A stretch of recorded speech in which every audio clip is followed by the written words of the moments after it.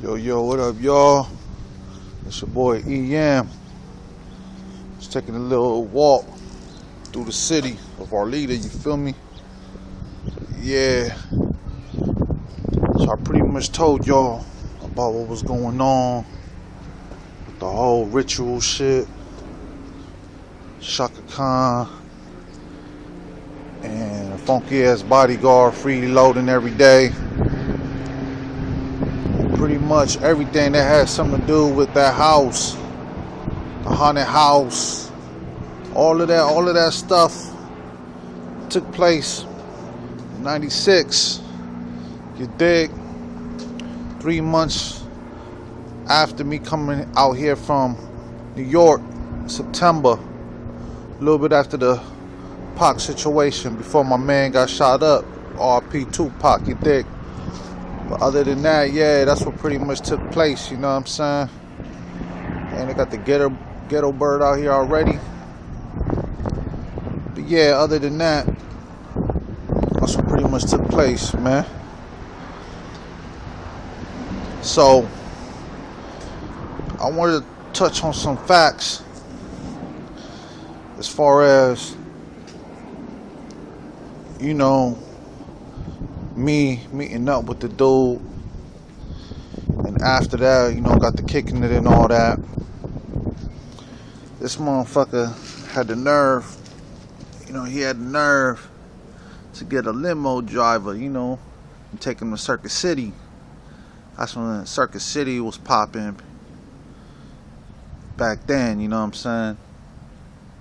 This nigga took a limo, he called a limo driver to drive us to Circuit City at like real late. It was like late night, you know, like a little bit before Circuit City closed. The funny thing about that was we was always competing with each other, you know, like he had a lot of money, you know what I'm saying, but we was always competing with each other because I don't know if he was born in New York or born in LA, but me, I was born in New York and raised in LA. And he used to love like Wu-Tang and Mobb Deep, like those were his idols. He used to idolize them bastards every day, you know. Every day he'll put something on you from them dudes, you know, like he'll bring mixtapes, you know, from the East Coast area, you know, bring them out here and just play them like non-stop, you know, day and night. So he called the limo driver. We talking about Chaka Khan's son now, you know, Damien, aka D. He'll call D, you know.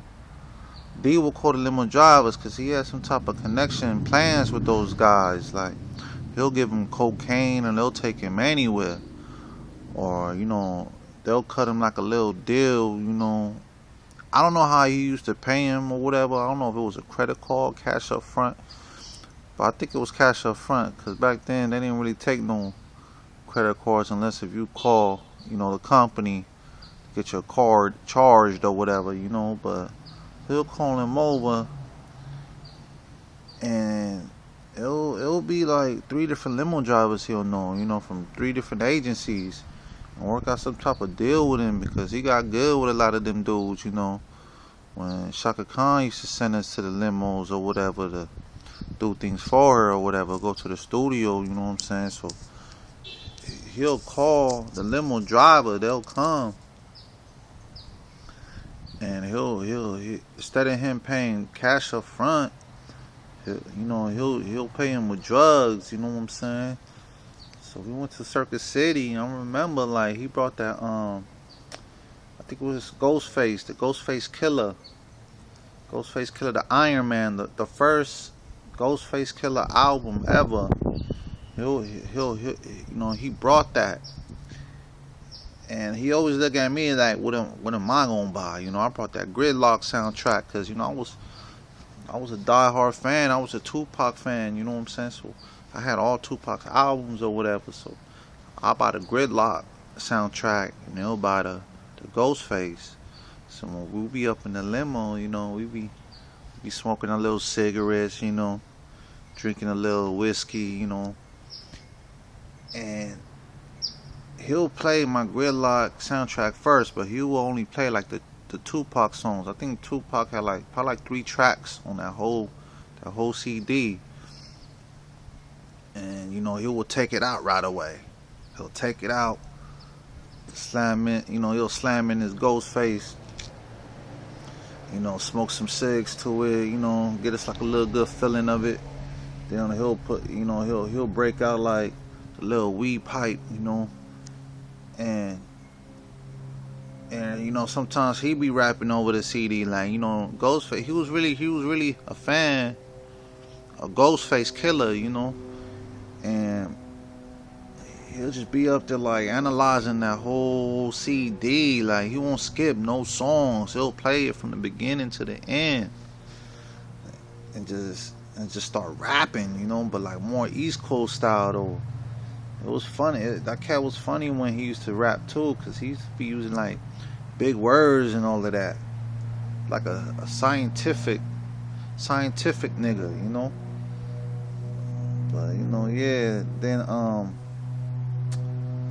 my final days, 1997, when that year took place in 1997, because like I said before in the footage, like I don't want y'all to get like confused with the dates. You gotta understand, back then I was drinking a lot of liquor and smoking a lot, so I ain't, I can't remember everything, but little bits and pieces I'll give it to y'all, because I was running with him in the streets for like 5 years. So from like 96 to 2001 I was pretty much everywhere with that cat, you dig? But yeah, my final days, 1997, because the first time I ever seen the ritual stuff and all of that, that was in 96. I ain't got to, what I seen, literally speaking, what I seen and what I witnessed Christmas Eve of 1997, Christmas Eve 1997. I ain't got to all of that yet. But my final days in 1997, it was pretty much a wrap.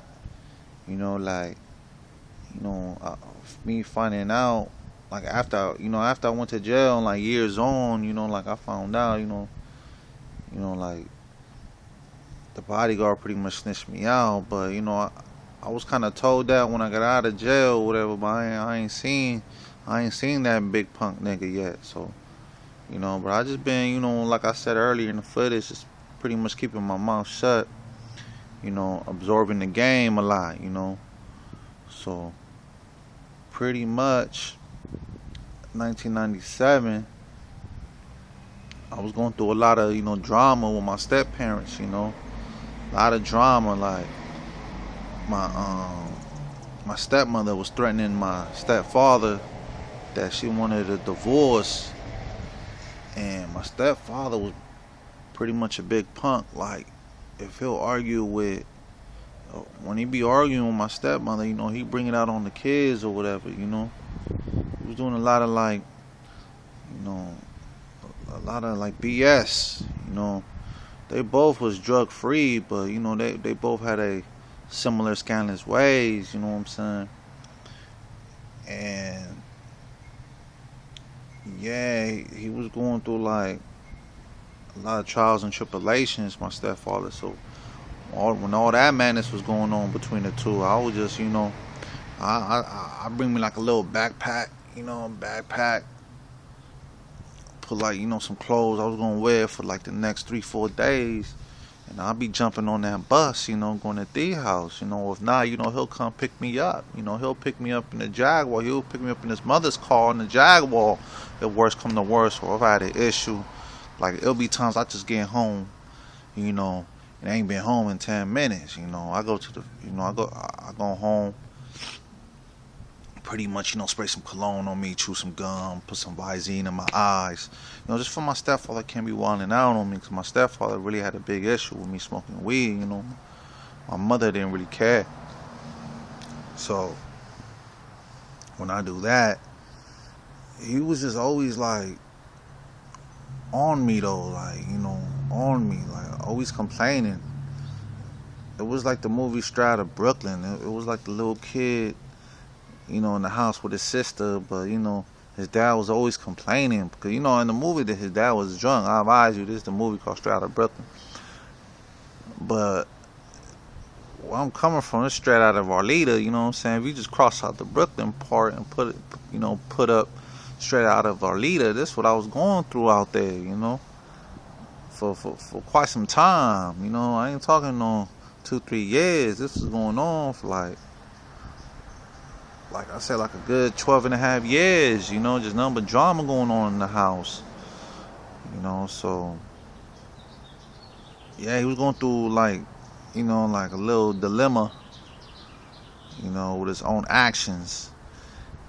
And the bodyguard, I don't know how him and my stepmother pretty much, got the kicking and got the talking or whatever, but I know they was really, really, really secretive because they was doing this little nonsense behind my back, you dig? So I wasn't, like I said earlier in the footage, I wasn't aware what was going on because I was too busy, smoking and drinking, thinking I was untouchable.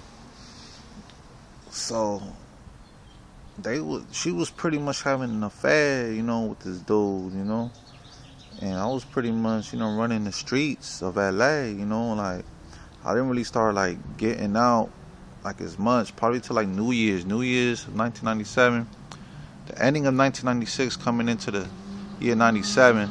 That's when I pretty much was everywhere in LA, because I didn't have no car. I was only like 16 years old. I didn't have no car, so I didn't know how it was, to feel like going in LA. Like I've been in LA, a couple of other times, but not the West Side. I was always going to like, like just LA part, but like pretty much like a little bit of Westchester, a little bit of Venice, a little bit of Marina Del Rey, Century City, Beverly Hills. I wasn't going to like all the streets of Crenshaw. I didn't know nothing about streets of Crenshaw or going through there and all that because I was never from that part of town. You know what I'm saying?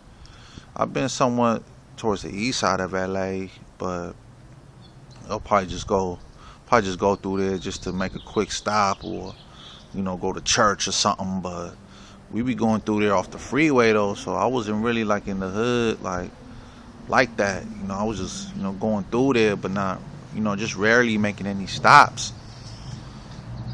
So when I was going through there, it was kind of like a different world, like that was my first time ever seeing Crenshaw Mall, dipped down Crenshaw, seeing everybody hanging out on the block, on New Year's into coming into 97, I was pretty much everywhere around over there, It's like, I don't want to say that's at the time, but I was when everybody was pumping that Machiavelli album out. The Machiavelli album just came out. Everybody was pumping that up. So it was an interesting moment. I got to meet the chick, that did the song with Tupac, to Live and Die in L.A. I got to like meet her. I blew a little something with her as far as blowing some Afghanistan, cause we blew probably 8 blunts with her, and she still got the voice. That was funny too. She used to smoke a lot. She used to smoke as much as Pac, like that was crazy, like I met the chick that actually did records with her, and she was a really cool chick. I forgot her name. That was a long time ago, but she was a cool chick. Got to meet her. Got to go to Roscoe's Chicken and Waffles. I got to go to a lot of places out there, and yeah, those were the days, my final days before I went to juvenile hall for that little crazy stuff they put on me. It's like a little before they set me up. Before when I went in, that's that was going on, just roaming the streets of LA with your boy D. But yeah, pretty much that's how it was going on. But I'm gonna get back at y'all with some more footage. You know, so I'm gonna keep y'all posted. Y'all keep y'all head up.